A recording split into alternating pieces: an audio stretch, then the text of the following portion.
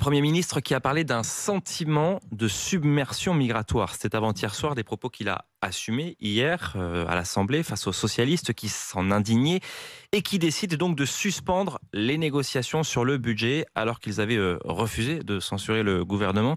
Il y a de ça 2 semaines, gouvernement on est à la veille de la commission députés-sénateurs qui tenteront demain de se mettre d'accord sur un texte commun, Hélène Terzian.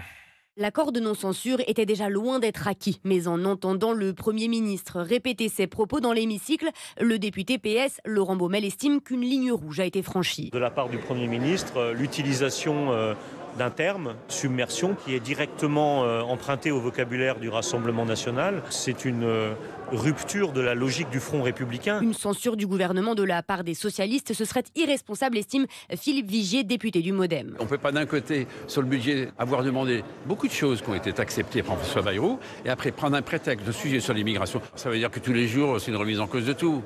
La vie, ça n'est pas une remise en cause tous les jours. Une forme de chantage que regrette aussi la députée macroniste Marie Lebec. Tout le monde a joué le jeu de la discussion. Je pense que c'est pas à 24 heures de la fin de ces négociations et la possibilité peut-être de trouver un accord qu'il faut s'arrêter. Oui, mais la faute à qui? Hors micro, un ancien ministre l'assure. Avec ses propos, François Bayrou s'est tiré une balle dans le pied. On part au standard tout de suite, où c'est Hicham qui nous a appelé au 32-16 depuis la Vienne. Vous êtes à Vivonne.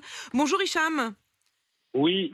Hicham, Oui, Hicham, oui. Chauffeur, qui voulait réagir à cette expression, je le disais, expression de submersion migratoire, utilisée 2 fois par François Bayrou, qui persiste et signe. Et vous, ça vous a non seulement choqué, mais touché, Hicham. En fait, je suis choqué et en même temps, je suis un petit peu blessé, en fait. D'accord. Blessé dans le sens, en fait, parce que cette phrase, moi, j'ai entendu cette phrase par l'extrême droite et par la droite dure. C'est ce qu'on entend ces derniers jours avec monsieur Rotarius qui dit sur la loi immigration, pour les clandestins, les sans-papiers, et tout de suite, quoi. Et là, on a monsieur Bayrou qui nous sort cette phrase de nulle part, et tout ça, en fait, il est en train de dérouler le tapis rouge à Madame Le Pen, parce qu'il a peur, en fait, qu'elle le fasse... Qu'elle le fasse tomber. Voilà, comme elle a fait avec monsieur Barnier. Et M. Barnier, il n'a rien demandé. Quand vous dites blessé, Hicham, blessez-vous dans votre parcours, dans votre vie? Oui, ma vie et mes enfants. J'ai 2 garçons. Ouais. Je suis marié et le mois de juin prochain, j'aurai 21 ans de mariage avec ma femme. Ma femme, elle est française. Moi, je suis français. Et j'ai des origines. Vous êtes né où, Hicham? Je suis né en Algérie. D'accord. Je suis français. D'origine algérienne, je suis né en Algérie. Ça fait 25 ans que je vis en France et ça fait 25 ans que je travaille. Et en fait, je suis fier d'être français parce que la France, elle m'a donné beaucoup de choses. Et j'aime aussi mon pays d'origine, c'est le pays de ma famille, mes parents et tout le reste, quoi. C'est normal, comme tout le monde. Mais quand j'entends M. Bayrou, il dit cette phrase, en fait, moi, je comprends, je vois une seule chose. C'est qu'il déroule le tapis rouge à Madame Le Pen, en fait. En gros, c'est le mot de submersion qui serait comme une sorte d'agression extérieure. C'est ça aussi ce qu'on entend derrière ce mot, en fait. Et c'est ça qui vous blesse profondément. Voilà. Moi, j'ai mes enfants, j'ai 2 garçons. J'ai un garçon, il a 18 ans. Il est au lycée, il prépare un bac pro logistique l'année prochaine. Il veut s'engager dans l'armée. Magnifique. Et mon fils, le petit, il a 13 ans. En fait, mes enfants, en fait, c'est des immigrés, en fait. Sachant ils sont français, ils sont nés à Poitiers. La maman, elle est française, le papa, il est français. Voilà, en fait, je suis gêné, en fait. Ça me gêne, moi, parce que M. Bayrou, en vérité, moi, j'ai rien contre la personne, hein, mais il n'a pas une carrière politique. Il a pas une carrière. Pour vous, là-dedans, il fait de la politique. En tout cas, Hicham, c'est important de vous entendre, d'entendre aussi votre voix, votre réaction, votre parcours, votre témoignage. Merci, Hicham, d'avoir franchi la porte du 32-16. On vous souhaite une excellente journée. Et justement, pour dépassionner ces questions-là, il faut non seulement entendre des témoignages comme le vôtre, mais aussi pouvoir regarder la réalité des chiffres et non pas les espèces de fantasmes politiques des uns ou des autres. Merci de tout cœur, Hicham. On vous souhaite une excellente journée. À vous, à votre femme et à vos 2 enfants. Il est 6h41 sur RMC. Et justement, bonjour Didier Liski. Bonjour. Vous êtes le vous dirigez l'Office et l'Office française de l'immigration et de l'intégration. Devant les députés hier, le Premier ministre François Bayrou a assumé, a redit ses propos sur la submersion migratoire et le sentiment de submersion qui touche selon lui non seulement Mayotte, mais aussi, je cite, d'autres endroits en France. Première question, est-ce que la France est submergée par l'immigration ? La France est un pays qui aujourd'hui a aux environs de 11% d'immigrés, c'est-à-dire de personnes qui sont nées étrangères à l'étranger et dont une partie importante a acquis la nationalité française. On a 7,3 millions d'immigrés en France, avec 2,5 millions de personnes qui ont déjà acquis la nationalité française, parce que la France est un pays qui, tous les ans, donne entre 80 000 et 100 000 personnes la nationalité française.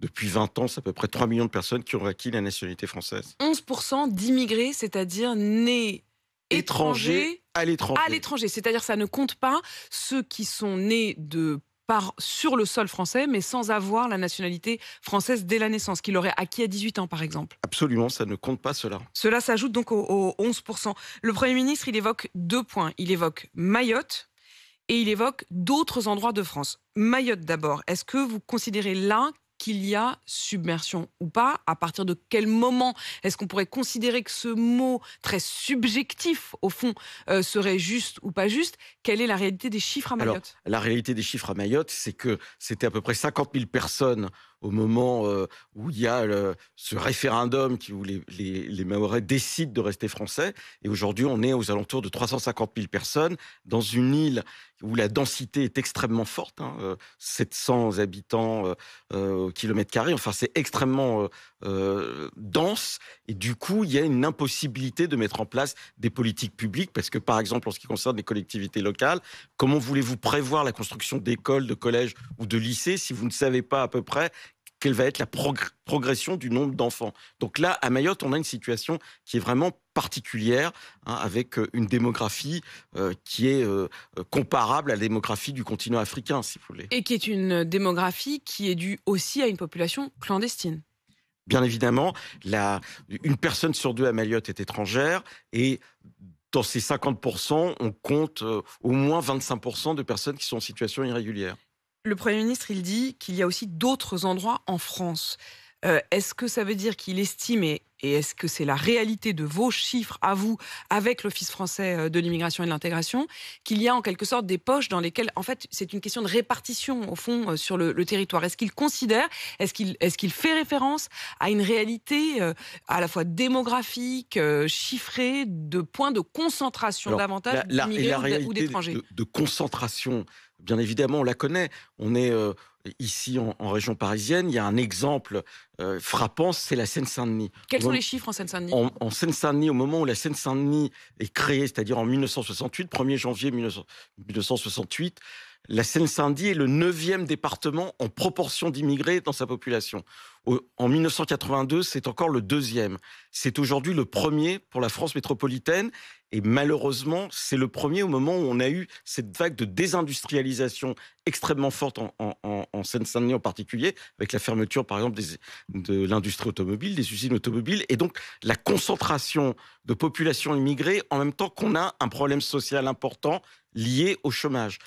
Et donc à une moindre mobilité aussi, parce qu'il n'y a pas d'évolution sociale, parce qu'il n'y a pas d'accès à l'emploi. Parce qu'on perd beaucoup d'emplois. Et si vous voulez, et la difficulté, et en particulier en Seine-Saint-Denis, où j'ai été préfet pendant 4 ans, eh bien, vous avez une forte proportion de la population qui vit en dessous du seuil de pauvreté. 31% des immigrés en France vivent en dessous du seuil de pauvreté. Et une ville comme la Courneuve, par exemple, c'est près d'un habitant sur 2 qui est immigré ou Aubervilliers. Et là, on a des difficultés sociales concentrés dans le logement social. 35% des immigrés vivent dans le logement social, c'est 11% pour les non-immigrés. Et Didier Lesky, je précise effectivement que vous avez, en plus de présider aujourd'hui l'Office français de l'immigration et de l'intégration, été le préfet de Seine-Saint-Denis. Didier Lesky, comment vous regardez ce débat? Le mot de submersion qui provoque une sorte de cataclysme politique, qui est considéré comme une sorte d'appel du pied à l'extrême droite. Est-ce que en faisant cela, il l'a sciemment fait? Est-ce qu'il y a, à vos yeux, une sorte de jeu autour des mots? Comment vous regardez ce débat? Moi, je pense que ces débats autour de l'immigration sont pas raisonnables, au sens qu'ils devraient être apaisés, parce qu'il y a, en ce qui concerne l'immigration, pas une question de nombre, mais le rapport entre le nombre et la question sociale. Et que bien souvent, le débat vise à éluder la question sociale parce que, d'une certaine manière, il est plus facile de sympathiser avec la souffrance qu'avec la pensée, si vous voulez. Et c'est un peu ça qui est en train de se faire. Moi, j'avais utilisé une expression de grand dérangement, c'est-à-dire que les esprits deviennent dérangés. Et la difficulté franco-française, c'est que on sent bien que, alors que dans toute l'Europe, il y a un débat sur le fait que l'Europe est le lieu où on veut aller, parce que c'est un lieu où on vit bien. Voilà, il y a un débat sur qu'est-ce qu'on peut accepter qui ne remet pas en cause cette construction particulière européenne qui est l'État social. Et c'est ça qui est en jeu. Ce que vous voulez dire, c'est que cette question et ce débat doivent avoir lieu, mais sans qu'il crispe et de manière la plus apaisée possible. Il y a un précédent, on le sait bien, c'est quand on parlait de sentiment d'insécurité on a fini par aborder les questions de sécurité. Ça ne veut pas dire que la France est traversée par l'insécurité absolue. On est un pays sûr, globalement sûr, hein, mais il y a des endroits où on a des difficultés. Il en va de même pour l'immigration. Il n'y a pas de submersion migratoire, mais il y a des endroits où la concentration de l'immigration pose des problèmes sociaux importants qu'il faut arriver à résoudre. Merci Didier Leschi d'être venu dans ce studio pour nous aider à y voir plus clair. Directeur général de l'OFII, l'Office français de l'immigration et de l'intégration. Et pour Hicham, je lui dis et je lui redis, ces enfants ne sont donc pas des immigrés, puisqu'il disait, mais j'imagine que ce qu'il voulait dire aussi, Hicham, c'est que ces enfants se sentent vus comme des immigrés. Techniquement, et je le redis, c'est important, Hicham, vos deux fils ne le sont pas, selon la définition que vous venez de nous redire, Didier Leschi. Il est 6h52 et vous êtes bien sur RMC.